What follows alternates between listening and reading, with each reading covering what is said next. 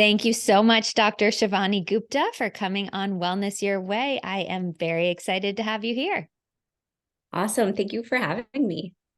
Of course. Well, I've read your bio to our audience. It's extremely impressive, and I'm thrilled for all of the wisdom you're going to share today. But why don't you just start by telling us in your words how you wound up here?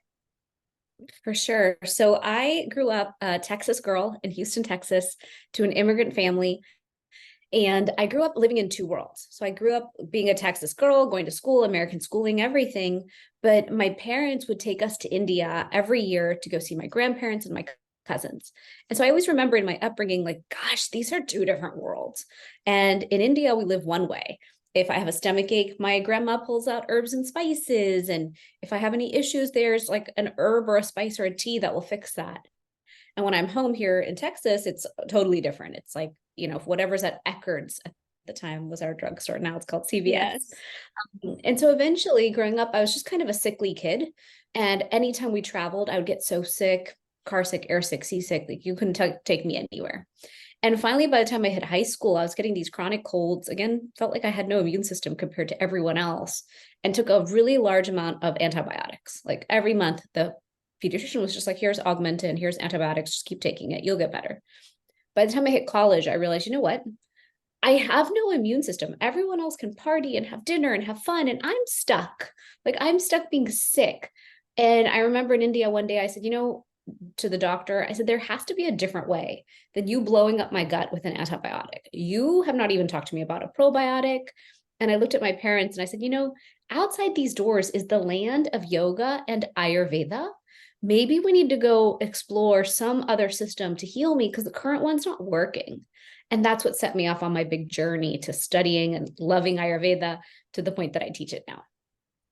Wow, that is incredible. So many people have turned their own pain into good, and I am grateful that you did that, although I'm sorry you had to go through all of those experiences. Sounds tough.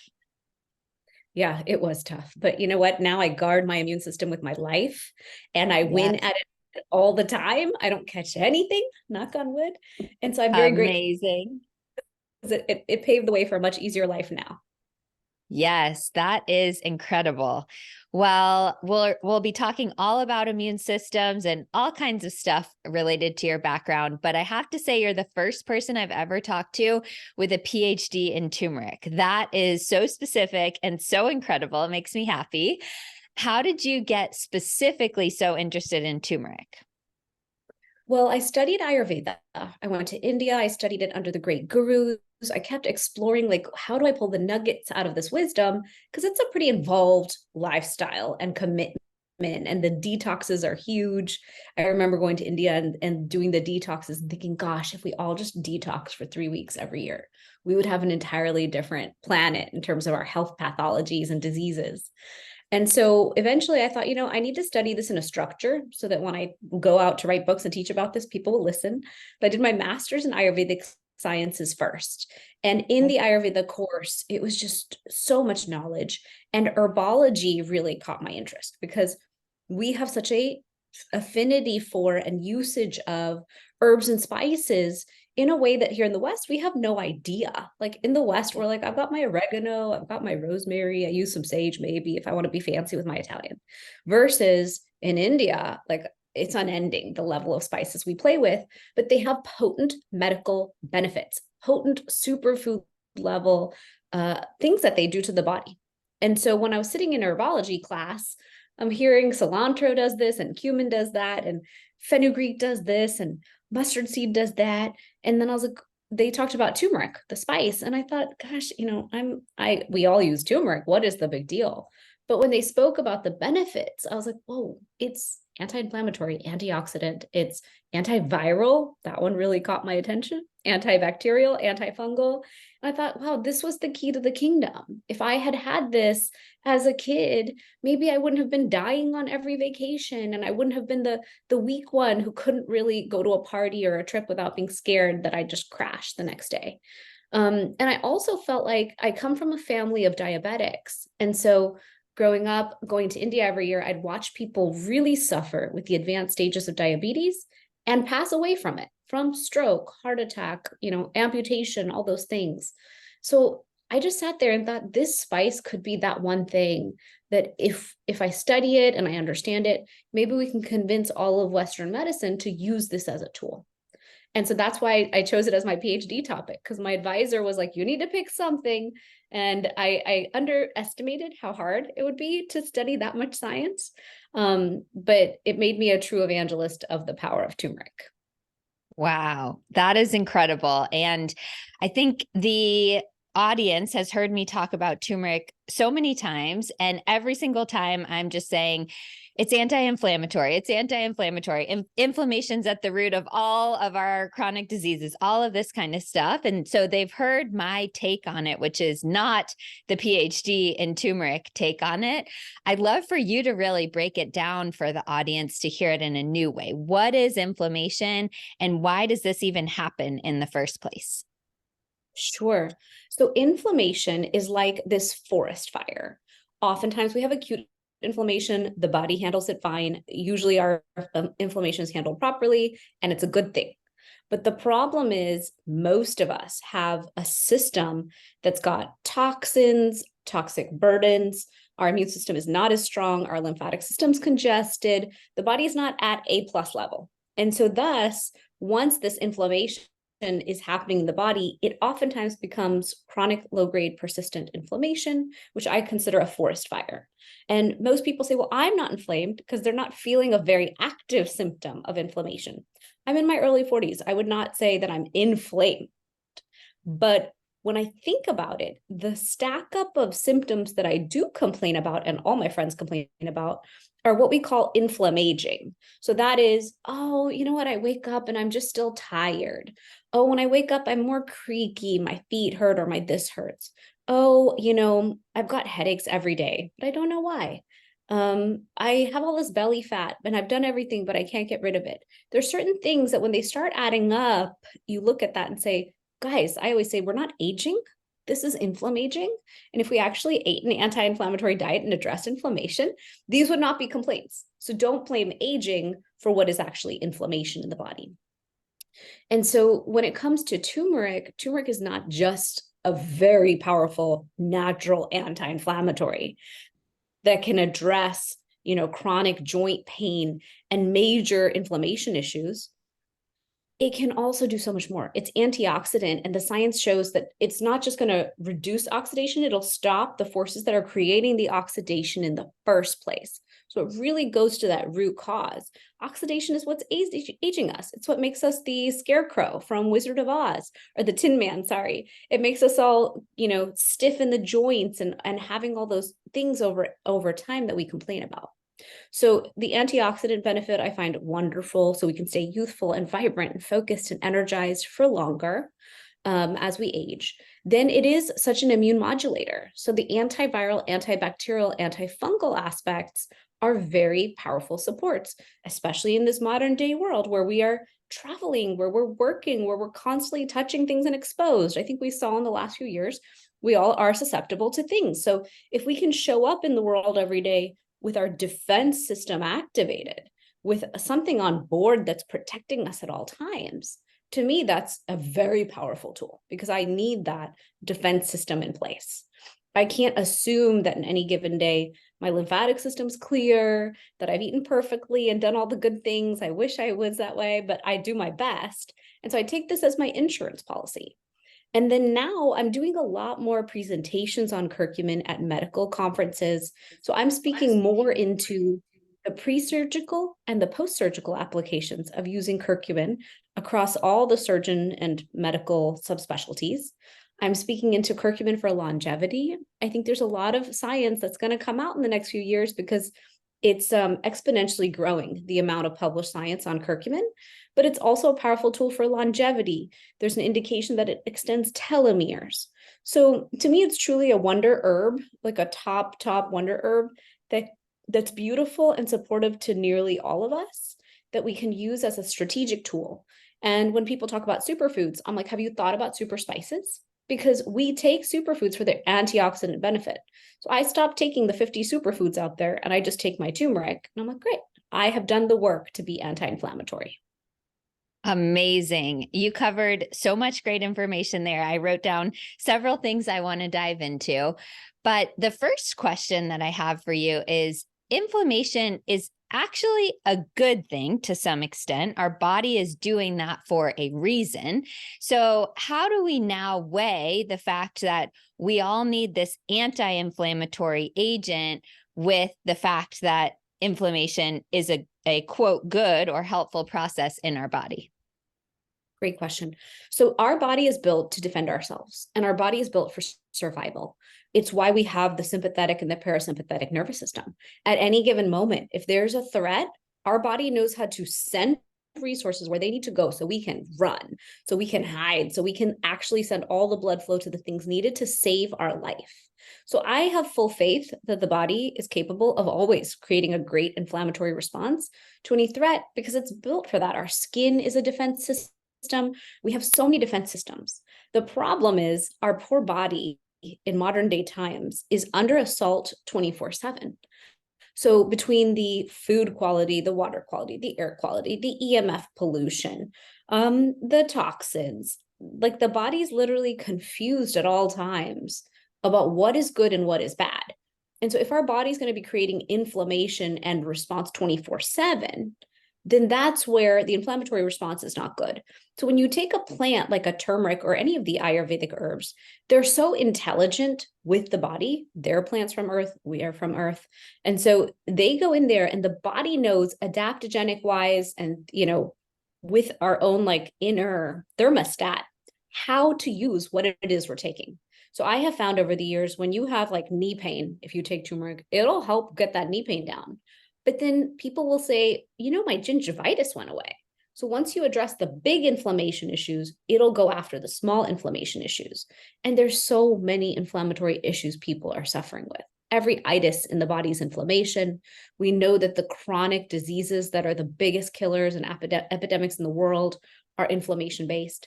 So I'm a big believer in let's address the systemic inflammation we know that we're all suffering from, and trust that the body is fully capable of generating the inflammation response it has to generate when it's actually needed.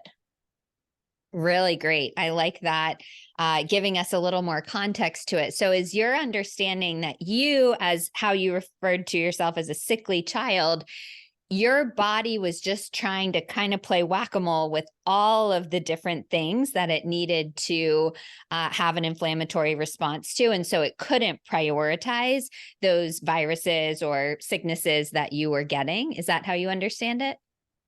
That's one way I understand it. And then the other piece is really that in the West and most of the world now, we don't really revere gut health as all health. And so Yes. 80% of the immune system 70 to 80% is residing in the gut, and we have zero awareness of our gut health. So we're eating whatever we want. We treat it like a trash compactor. We assume it can assimilate, absorb, and deal with everything. And so Ayurveda, as a system of science, always said that gut health is the center of all things. All health starts in the gut. So gut health is paramount. We have tools, we have rituals, we have spices, we have a diet, we have everything to build amazing gut health. So when I studied Ayurveda, I was like, whoa, this is a gut healing protocol of all gut healing protocols. And once I healed my gut, which also involved reducing some inflammation, reducing that situation that's irritating the system, then I won at having this great immune system. And gut health is kind of a lifelong journey. It's not a one-time fix all. It's easy to take antibiotics anytime we want all year to just get rid of the problem we have. But how often do we lovingly rebuild the gut? Anytime we have a huge stressful moment in life. I'm so aware that if I have surgery, if there's something that's horribly stressful that happens, I'm going to owe my gut a gut healing protocol to get back to normal levels, and then I can proceed. And if I don't pause and honor that, then the punishments that come are ones that I unendingly signed up for. Yes, so important to hear. So in addition to turmeric, which I'm assuming is part of your gut healing protocol, what other kinds of gut supportive things would you do to help repair that gut? So in Ayurveda, we teach about something called khichdi. Have you heard of khichdi? Yes, I've Yeah. never tried it though. I have to call myself out. Okay. So khichdi is like this porridge, you could call it, that we make from India. Culturally, it's part of certain areas of India anyways. But it's basically rice and lentils, and it's considered a complete food. So if someone's having an issue, I'll say, look, just do your khichdi for 3 days and do hing ka pani, which is a beautiful Ayurvedic tea and remedy that we use. It's a spice called hing. You put a pinch of it and a pinch of kala namak, which is our purple spice, purple salt, into a cup of water, bring it to a boil, cool it to tea temperature, and drink it. And I've had so many people who have such painful GI upset issues. I would say most of us have bloating and indigestion sometimes, or we eat in a restaurant and it doesn't suit us, and we just want a quick fix to cool that down or soothe that down. So I use this tea for that all the time. I used it almost every day when I was pregnant for my indigestion, bloating, and issues from eating bigger meals that didn't fit with the baby. And even now, when my kids aren't well or if we don't feel good, we take it. But my father-in-law, who lived with me, he and he'd say, Shivani, my stomach's wrong. I don't know if something's wrong. I'm like, Dad, don't worry. Let's do a gut healing protocol for one day. It's so easy. And we would just have the hinkapani tea 2 or 3 times a day. And we would make a lovely homemade, simple khichdi, very simple, not with all the vegetables and fancy stuff. And the gut would just get that day to heal and have the right spices in there and get soothed and get settled. And by the next day, you're fine. And if you need to do it for 3 days, okay. But I like finding quick fixes that with love can create the profound change we want while sympathetically giving the body what it needs, because the body always wants to be in a healed state. The problem is that we get in the way. And so Yes. that's where I find the Ayurvedic tool so powerful is if you want to heal the gut, let the gut do its job and put all the good things in there. And then what's cool is in modern science, we know so much about the gut microbiome. So we know that we have, we're mostly gut bacteria. We're not as much human as we think. So if we can honor that and use prebiotics and probiotics that are very high quality and potent, we can constantly work to re-inoculate our gut, eating those prebiotic foods. Ayurveda teaches us to eat for nutrient variety, nutrient density, eat seasonally, pay attention to your circadian clock and eating with what nature cycles are. And all of those things work together to give you that beautiful gut health. That's incredible. So, at a very basic level, the protocol is designed to reduce some of those tough to digest things that harm our gut health, that make our gut have to work in overtime and cause this inflammation.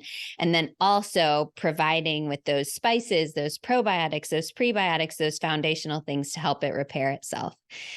So I'd love to just touch on that first part. What are some of these things in your mind that are creating adverse gut health? Maybe some common foods that many of us are eating, or other lifestyle practices that we're doing that are harming our gut health and creating inflammation. Sure. I mean, we have a lot of things we do that cause inflammation in the system. I would start with stress. I think modern day times have our mind inundated 24/7. And so that stress of, social media, always something to do, and feeling like everything is on fire at all times has us in our sympathetic nervous system. And that's a problem. We cannot be on defense 24/7 and not expect a punishment on gut, punishment on our whole system, causing inflammation, causing problems. So number one is stress reduction, which is so much easier said than done. I'm one of those people who loves to work and loves to create cool things and wants to raise amazing kids. And so I kind of drive myself nuts and have to really sit with myself and say, hey, you are teaching Ayurveda and you're teaching the world how to be healthy. Don't sacrifice your health on this journey. And so I have built in self-care practices from Ayurveda, self-care rituals, anchoring in self-care and diet in a way that my body is at least 70% protected and supported at all times. And then it's my job to do some stress management, investment in sleep, and all of that for the other 30%. Number two, I would say sleep, because sleep is when we clear inflammation. And so a Yes. lot of people meet me and say, I sleep fine. And I'm like, fine is a very big term that means nothing to me. Why don't you measure your sleep and why don't you do some sleep optimization? And then let's talk about what fine sleep is. Because I want sleep that's extraordinary. I want to wake up so rested that it's almost like that vacation sleep when you wake up and Yes. you're like, life is incredible. I am so lucky. I feel like we should all have that thought every single day. And we can build for that kind of sleep. And that is when you know you invested in the sleep to clear inflammation. And caveat to that, Ayurveda teaches about circadian medicine and circadian health. And so we teach that you must sleep 10 to 2 on the clock, 10 p.m. Ah, to 2 a.m. Most people don't want to hear that from me at all because they want to sleep when they want to sleep. But to optimize inflammation clearing from the body and lymphatic clearing of the body, you would sleep about 10 to 2. So that's just something to keep in mind. It's like a specific tip I like to give. And then the third way, there's many ways, but the third biggest way I would say is anti-inflammatory diet.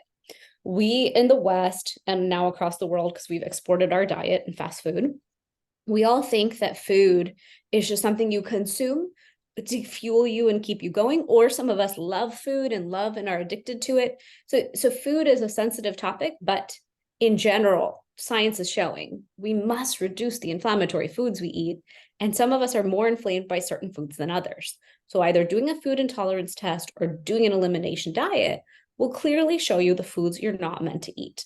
The top 5 inflammatory foods that I teach are gluten, dairy, sugar, alcohol, and red meat. Not to say we all have to give up that people have to give up their red meat, but some do because it's hard to digest.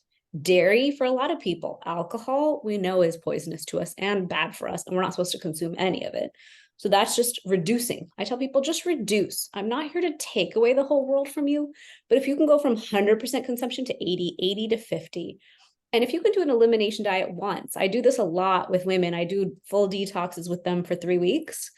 If you give up gluten, a lot of times you will learn that gluten was that one problem that was causing all of your problems.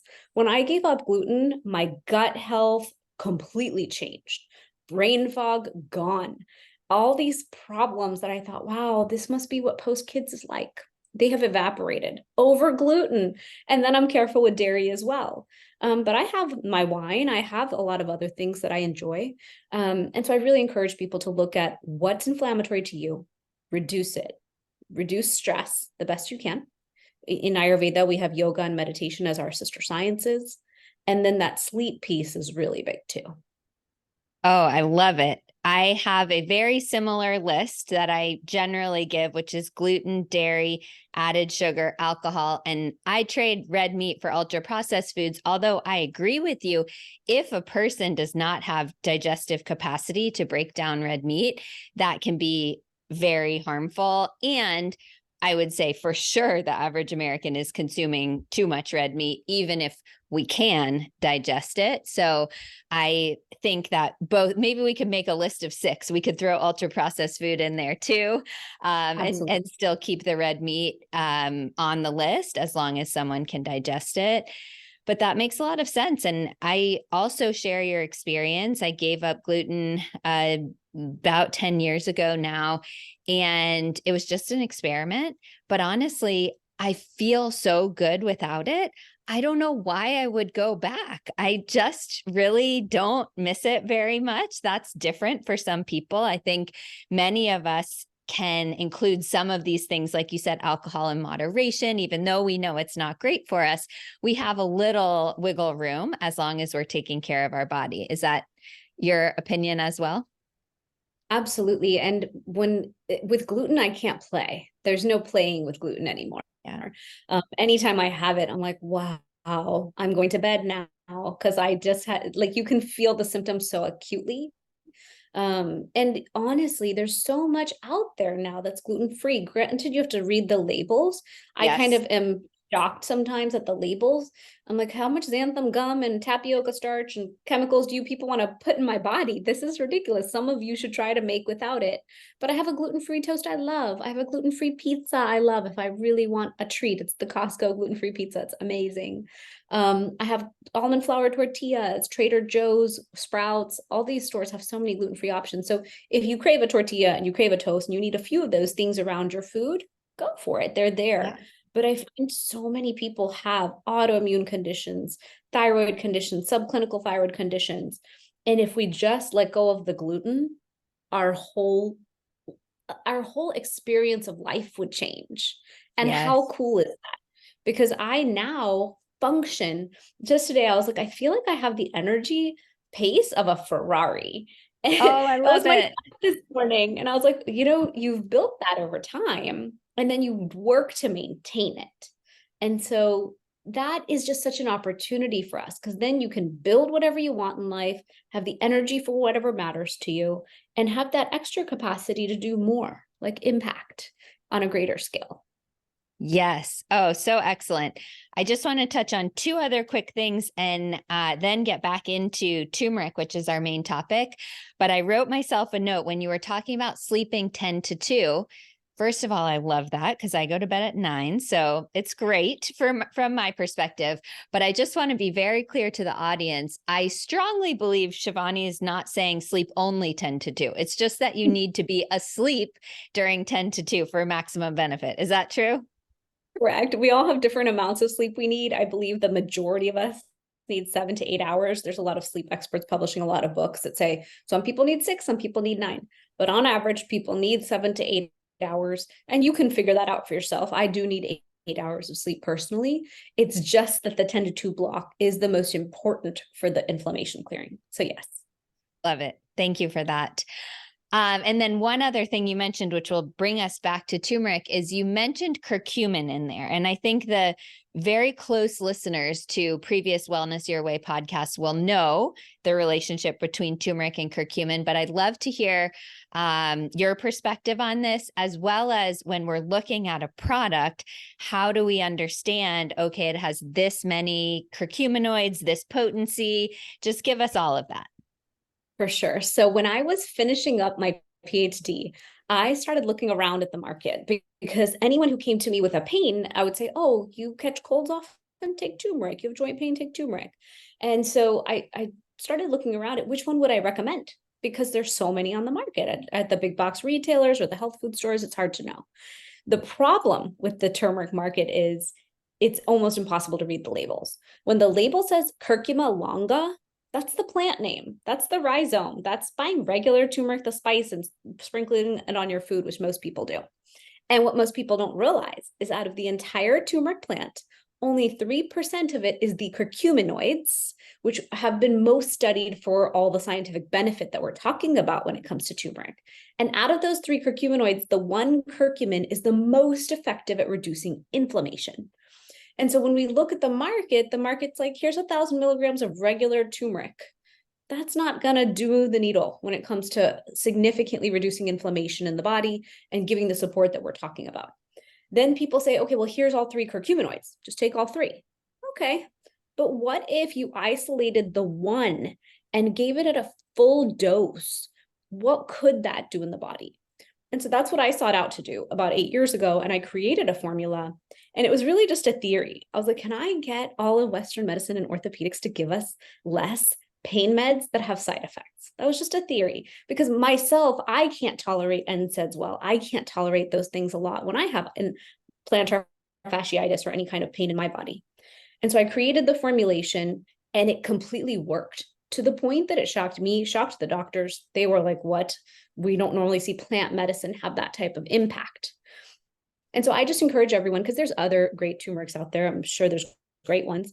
Look at that label closely and make sure you're taking one that's really got the potency you want and drives the effect that you want in the body. Because a lot of people ask me, can't I just take regular turmeric? Like, we should not take so many supplements. We should take the regular plant or everything in whole natural form. I completely agree with you. I should eat an apple and not drink apple juice. Those choices are certainly clear. But if I had the flu coming on, or I wanted to do something that was really significant for my immune system, I wouldn't just eat an orange. I would reach for the potent things I really need in the form I need them. So that's where I want to share. Take your turmeric, but take a really good one that's going to drive the result that you want. And then it can be that replacement to those things that have side effects. Absolutely. When people say to me, oh, I eat curry once a month, is that enough turmeric? I'm like, well, Maybe it would be if you lived in a place where you never had toxic food, you never had stress, you didn't have EMFs, nothing ever came your way virally or anything like that. Maybe, but probably not still. And definitely most of us do not live in that world. So we really do need the big guns. And I thank you for putting that into a supplement. I've mentioned it in the intro, but we haven't even mentioned in the bulk of the interview your company. So why don't you tell us a little bit about the specific brand and blend of turmeric that you've made? Sure, I would love to. So, Fusionary Formulas was my creation 8 years ago. And really, that goal was, can Western medicine just use us as an adjunct tool? Can I hand a new tool? Because they are those healers, those people who are there as the frontline defense that we all go to when it comes to our health, when it comes to when we have a problem. And I really revere Western medicine because they really do save us in so many ways, help with so many acute issues. But for me, I needed that long-term solution. I needed a solution that could build that immune system. So in Fusionary, I built a formula called Turmeric Gold. It's a powerful daily preventive. I built one called Inflammation Relief. It's for when you know you're inflamed. Most of us know when we're inflamed, and a lot of people take Inflammation Relief and Turmeric Gold together as their pain solution bundle if they have chronic joint pain or chronic health issues or autoimmune type issues. And so that's the whole company. And we do, after in turmeric formulas, I made sleep formulas because I realized if you don't sleep, you're going to stay inflamed. And I wanted them to win at the whole circle of the clock of how your inflammation is getting supported and solved.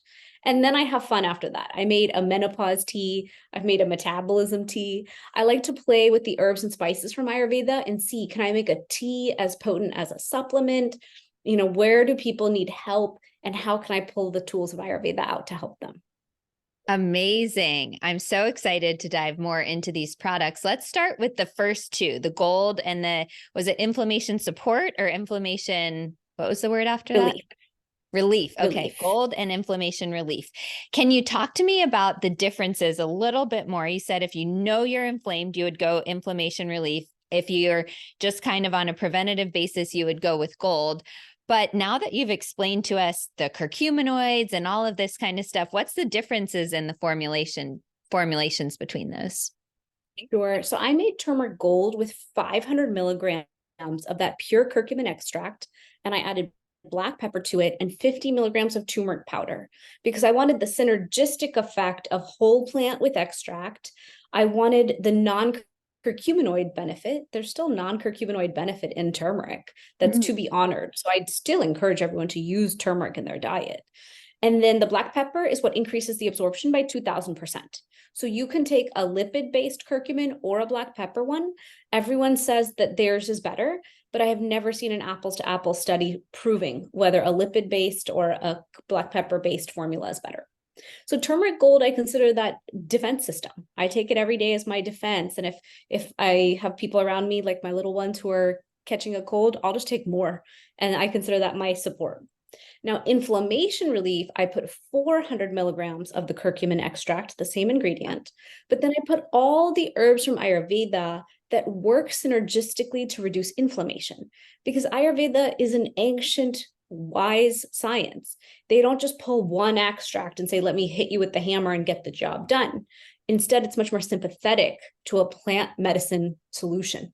And so that one has guduchi, boswellia, amla, dry ginger, the turmeric and the black pepper, and it works synergistically to help reduce inflammation in the system overall.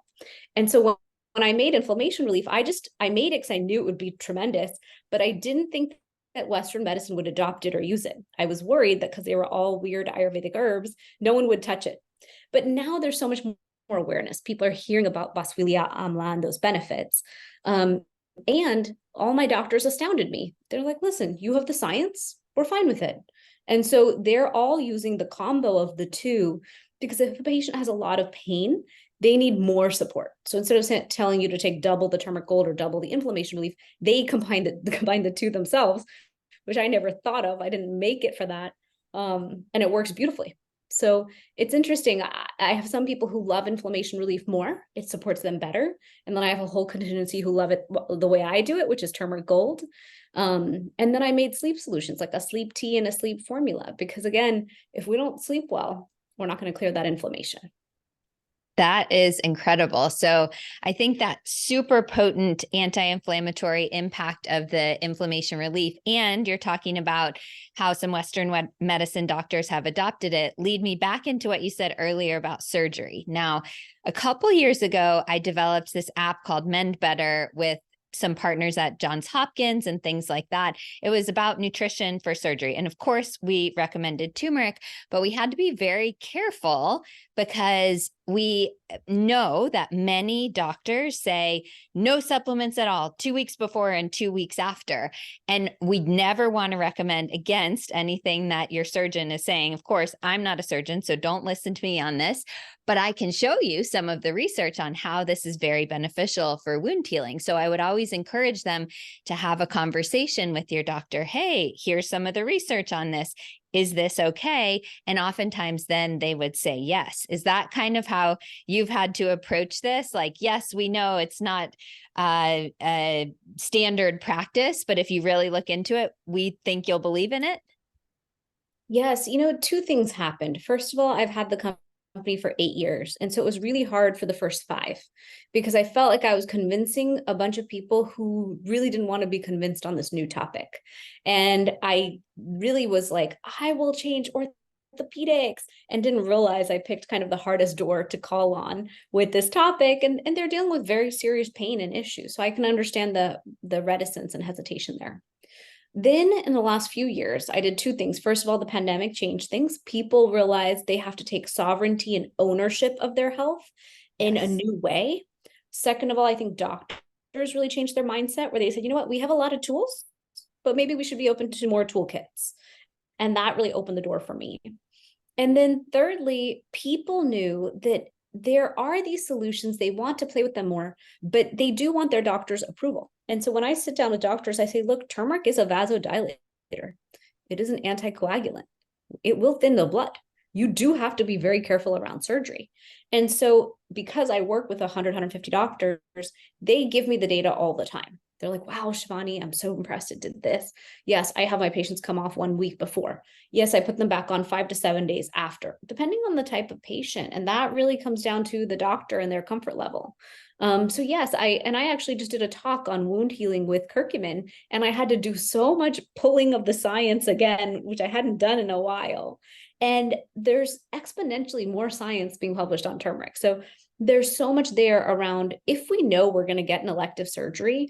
I look at that as, can you prepare for a marathon? Can you show up with the healthiest tissue and the healthiest body, reduce that inflammation, have a great immune system ready to support you? And so I've had a few surgeries for different things, fibroids and different things I couldn't win at naturally. And I guide people on that because I think we can show up so healthy and strong and then get like a 10x better outcome from surgery than just walking in as is and hoping for the best. Incredible. I love that. I have so many more questions for you, but I'm only going to ask one, and then I'm going to ask you for anything else you want to share about your company, your product, any of that. My question is a little bit selfish, but I know many of the audience members are with me. I've been taking turmeric for a while, and I am going to go on record right now. I am completely convinced I'm going to be switching over to your product. And this is not going to come out for a couple of months. So I will even update the audience on how it's going because I'm very excited to have it from the best source possible. But should I be worried? Am I possibly dampening my immune response too much by having this anti-inflammatory effect going all the time? Is there something I need to be doing to cycle on and off? Or do you think in today's day and age, I'm good, I should keep on going? It's such a great question. The honest answer is we should cycle off and on with everything we do, everything. We know that the body is seasonal. We know that the body calibrates constantly. There would be no reason to take one source of anything 24/7 year round. And I'm a big believer in cycling. So I cycle with my probiotics. I cycle with my D. I don't cycle with my turmeric because I don't believe anyone else has one like mine. I'll either take it or I won't take it. But it's one of those things where I think we have to look at our health as a quarterly, annually, and decade version of what are we doing for ourselves. So now as I approach my 40s and I can see everyone's in perimenopause and struggling, I'm like, oh, we need to calibrate some things. Maybe I need more supplements on board now. And then I see women in their 50s. Menopause is really kicking everyone's butt. And I'm like, okay, so each decade, let's look at what we're doing and change things up a little. Let's not assume that just because I'm taking a D, it's a good one. And for me, I'm always calling on functional medicine. Functional medicine loves my product. So does chiropractic medicine, naturopathic medicine. Those guys have a very good feel for the companies and what works and what doesn't. Doctors level supplement companies like mine are very focused on, can we drive the result? Because otherwise that practitioner is not going to use us. And Right. so on any given season, I am playing with my supplements and trying to figure out what is best for me. And then we can also do quarterly blood work or biannual or annual blood work and see, are we winning? Because if I'm going to go and my D is still low and my inflammation is still high and all those things, obviously the supplements I'm using are not doing the job. So although as a supplement company, it would make sense to say, yes, take me 24/7, 365 days, that is not the best way forward. The best way forward is take a week off every quarter, take Yes. 2 weeks off, 3 weeks off every year, like play with it. And a lot of people who take other people's turmeric will call me and say, you know what? I came off the other one and I took yours and now I can feel the profound difference and now I can't leave you. So that's always fun to hear is like, if Yes. you're taking one, that's great. Take a week off, see how you feel, because that's you flying without the supplement on board. And then try a new one and see all of a sudden, do you feel a huge shift or not? Because not all of us will feel every supplement equally. Absolutely love that. Thank you for the honest answer. I said that would be the last question, but maybe this is a super quick one. When you say measured in your lab work, are you measuring HSCRP or is there a favorite indicator for inflammation that you like? I think CRP is the best way. I think that's one that measures well. Okay. For me personally, I go to functional medicine. And so we get like 10 pages of blood work on me, Yes. looking at that full picture of like, where's every micronutrient. My omega-3s are always deficient because I'm vegetarian. So it's important to look at where all are we focusing, because I might always reduce inflammation, but if I'm not taking omega-3s, am I still balanced? So I think it's Yes. looking at that number that really helps. Great. I Cholesterol. love it. Turmeric helps Yeah. with cholesterol. Turmeric helps with blood pressure. Like it's amazing how many ways turmeric can bring those numbers down in our blood work and show us that it's working. Incredible. I like looking at the whole picture as well. So, like I said, I could talk to you for hours, but I'd love to give you the opportunity to say anything else about the topic that we haven't covered yet. And for sure, one more time, tell them about your company, Fusionary Formulas, how to get the product, and even a discount code that we have to offer, and anything else you want to share. Sure. My last message would just be, we have such a powerful opportunity to create the health that we want. That level of vibrancy, that level of joy, we can have it every single day as we age. And I think it's a very modern construct that as we age, we're going to get older and tired and less functional. I completely disregard that mind construct. I think I know I can feel younger, more beautiful, happier, more energetic, and more capable and functional as I age. And so that's just my invitation to everyone is look at all the tools in your toolkit. See if you need to go find more of them. Learn how to de-inflame yourself so your body can stay so vibrant and healthy and aligned. And then that's how we can all have that vibrant health that we crave every single day. Oh, amazing. What a powerful message. Thank you for that. And where can people find Fusionary Formulas? And they can use the discount code, the Lions Share, THELYONSSHARE. Where can they take advantage of that? Perfect.